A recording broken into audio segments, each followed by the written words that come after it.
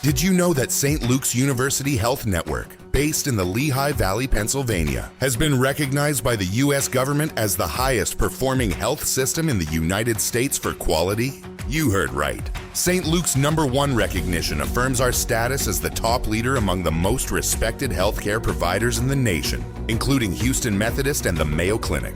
To state it simply, if you want to receive the best care when you go to a hospital, come to St. Luke's. Listen, all you New Yorkers. Taxi! Okay, man, we're looking around. This is the 77 WABC minicast. Powell forever. Fed declares Powell temporary chair, even though Warsh has been confirmed. That's a headline from John Carney at Breitbart. So let's talk to John Carney, Breitbart news editor for economics and finance and co-author of the great daily Breitbart Business Digest. John, what is going on here? What's happened? Are they trying to take it away from him?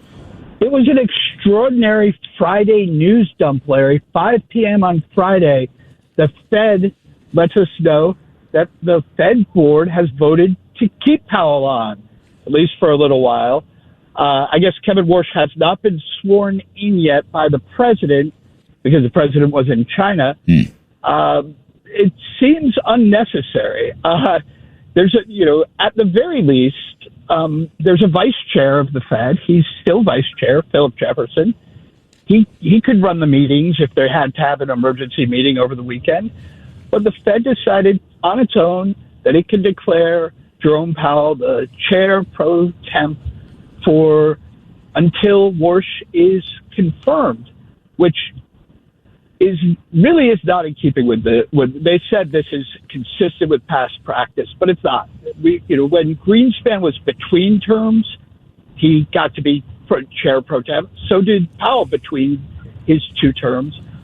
But keeping in place a chair who the president has intentionally, not renominated, seems both a power grab on their part and I think an attempt to set precedent for the future so that they can say, no, well, this is the way we do things. We get to choose if there's a gap between the chairman. We get to choose who runs it.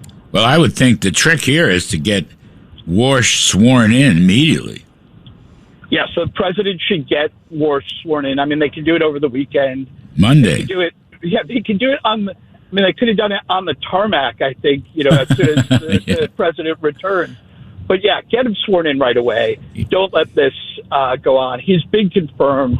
It's just a ceremony now, and the president, signing the final papers. They should do that immediately. Boy, I'll say you gotta watch these Fed guys. I mean, is it like it's almost like a cabal, an anti-Trump cabal led by Jay Powell, and some of these. Let me just ask, was there a vote taken to make him chairman pro tem? Was actual board voted on this? The board voted. What was the vote? So two governors voted. One voted against it and one abstained. So Stephen Myron voted against this, and Mickey Bowman said she was abstaining. Their objection in particular was that the way the Fed did this, Powell, if for some reason Warsh was not confirmed for a week or a month, if there was, then Powell would just stay on forever. Bowman Myron asked there to be a time limit so that the Fed would revisit it a week from now, that this shouldn't be an open-ended temporary chairmanship. And they also put in there, they created a little dissent statement in which they said, maybe if it doesn't happen in a week, we should consult the president. After all, the chairman is supposed to be somebody appointed by the president, confirmed by the Senate. In the past, when they've appointed chairman pro tem, it has been with either the very explicit endorsement of the president or an implicit endorsement where the president was happy with the chairman. So when Volcker was leaving, and he decided he was leaving, Reagan appointed Greenspan. Volcker served for a couple days after his chairmanship ended, but it was very clear that Reagan had endorsed that. This is quite different. This is them doing it, I think, to spite Trump. And frankly, I wonder if they're almost tempting Trump to try to use this as a way to remove Powell, because it strikes me as illegal. I don't think it's authorized by the law for them to appoint their own, the outgoing guy on their own, no consultation with the president. It's not in the statute, and it's not really in the precedent. How did Chris Waller vote on this?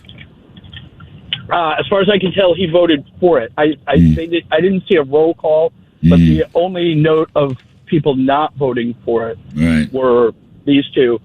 Look, I can forgive some of the people who might have voted for it, in that they're probably trying to tone down the Fed has become very divided.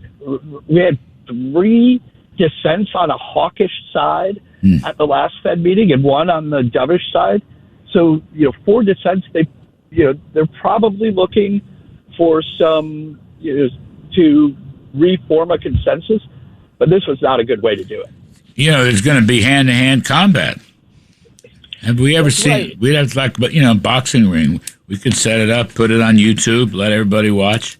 By the way, the Federal Reserve Board, as it's presently constituted, with Chairman Pro Tem Jay Powell, they don't really acknowledge that Trump is president, do they? It's like, who's he? He's the commander-in-chief. He appoints us. Nah, they don't really deal with that. I mean, it's just little fun and games, right? So Kevin Warsh will be the Fed chair as soon as they can swear him in. I'm sure President Trump will get it done immediately. But it's just, it's just a little whacks that they take at Trump. It's just really so. It's like a rump board. That's what it is. It's also, it really defies this idea that they are not involved in politics. Yes. Right? They say, no, we're independent. We're above politics. But then they do petty things like this that send a message that they have decided that they don't want to be above politics anymore. They want to be right in the mix. What a strange story. All right. John Carney, thanks for that update. It was really something. Maybe, hand-to-hand combat at the Fed. Anyway, John Carney's co-author of Breitbart Business Digest. You should read it every day. Thanks, John. Appreciate it very much. Folks, we'll take a quick break. Other side of the break is Joe Livornia, former counselor to the Treasury Secretary and dear friend, and he's back on Wall Street, and he'll be here to talk about the economy. I'm Kudlow. Please stick around. The Larry Kudlow Show on the Red Apple Podcast Network.